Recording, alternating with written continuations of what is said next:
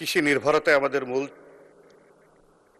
এই দেশকে উপলক্ষ করে জমি সংক্রান্ত ব্যাপারে কিছু কথা বলতে চাই। মাননীয় প্রধানমন্ত্রী, আপনি একটু মনোযোগ সহকারে লক্ষ্য করবেন।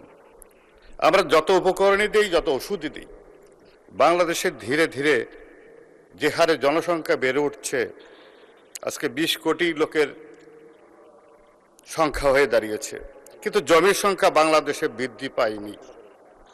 তাই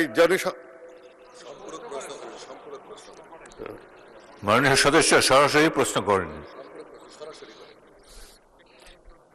আমি সয়েল টেস্টের ব্যাপারে বিভিন্ন যে জায়গায় যে কথা হচ্ছে উন্নয়নের ক্ষেত্রে, সেই ক্ষেত্রে আমাদের জনাব তারেক রহমান যে নীতিমালা দিয়েছেন তাকে সাধুবাদ জানাই।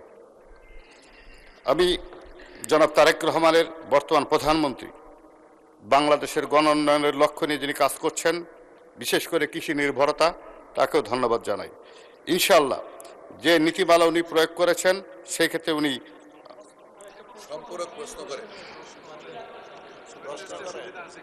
এখানে মাননীয় সদস্য, প্রধানমন্ত্রী যে উত্তর দিলেন এই প্রেক্ষিতে কোনো প্রশ্ন আছে কিনা সেটা সরাসরি বলেন।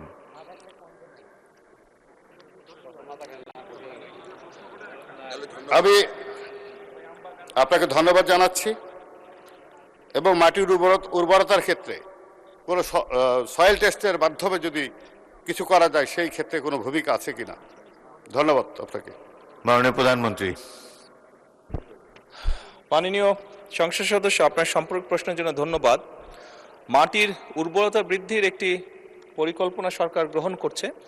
আপনি জানেন যে বিভিন্ন স্পিকার কেমিক্যাল সার ব্যবহার করার ফলে আমাদের অনেক জায়গায় মাটির উর্বরতা কমে গিয়েছে এবং সেই জন্যই মাটির বিভিন্ন বিষয় টেস্ট করার মাধ্যমে আমরা ন্যানো সারের প্রয়োগ বৃদ্ধি করতে চাচ্ছি, দেশে প্রচলনটা তৈরি করতে চাচ্ছি, যাতে করে সারের খরচও কমে এবং মাটির যে উর্বরতা শক্তি সেটি নষ্ট না হয়।